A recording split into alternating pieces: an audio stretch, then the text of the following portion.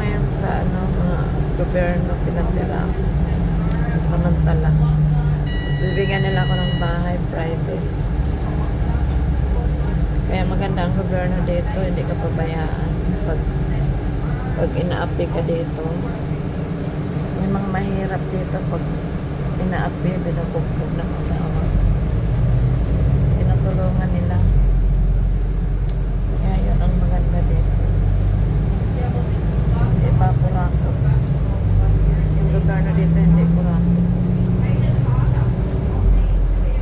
Ayun, bukas ililipat na ako sa private house. Nakapaligid sa CCTV. Tapos nakagrills yung paligid. Safe.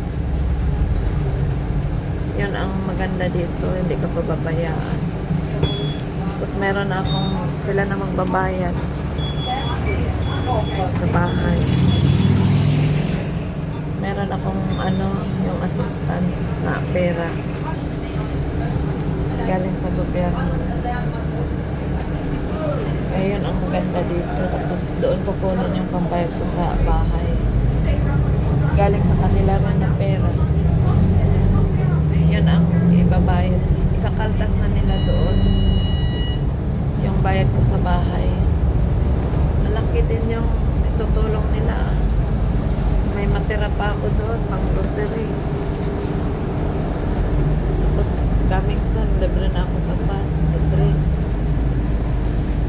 Ayun ang kinaganda dito sa Australia. Kaya bago kayo pumunta dito, pag meron kayong chat, hingian ninyo ng $10,000 bago kayo pumunta dito kasi sweet-sweet lang yan pag bago. Lalo na pag walang pinag-aralan. Yung hindi ba edukado na lalaki. Hingi kayo ng $10,000. Ako nanghingi ako noon bago ako pumunta dito kaya malakas loob ko. Yung paghiwalay kay ayoko na rin bumalik. Sinakal na nga ako. Bakit ako bumalik? Binugbog na nga ako. Hindi na ako babalik sa asawa ko. Hanap na lang ako ng bago dito, yung mga negosyante at saka edukado. Madali tayo makakita basta nag-ayos lang.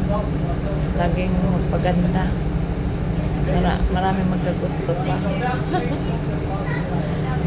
Mga negosyante, nag-opisina. Kahit na may edad na tayo, lagi pa rin magpapaganda kasi laging malinis. Kasi madali ka magustuhan ng lalaki dito. Ako nga, meron na rin nakabuntot Madami. Marami na nag-aabang. Ayoko pa ngayon,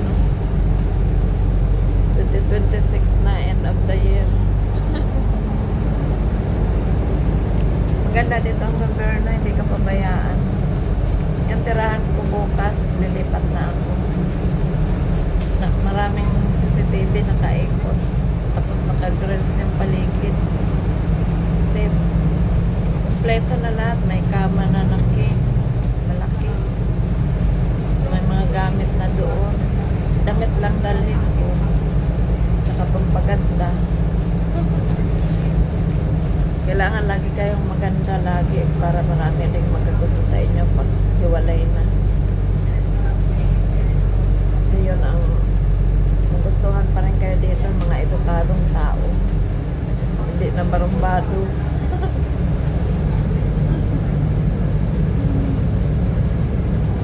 Kaya lagi kayong handa bago kayo pupunta ng ibang bansa, kahit saan, kahit US, hingi kayo ng pera. Kahit $10,000. Kasi pag wala kayong pera, hindi kayo lalakas loob. Tsaka maraming kaibigan, mga kapwa natin. Parang meron kayong tatawagan dito. Ganun.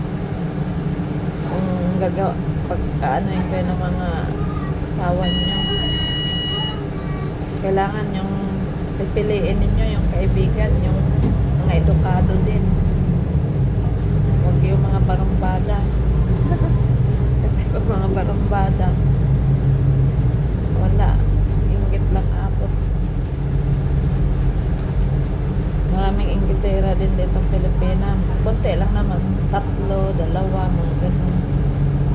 Kaya laging handa. Mamili mamili kayo ng kaibigan yung hindi mga barumbada. Kasi pag mga barumbada din, wala.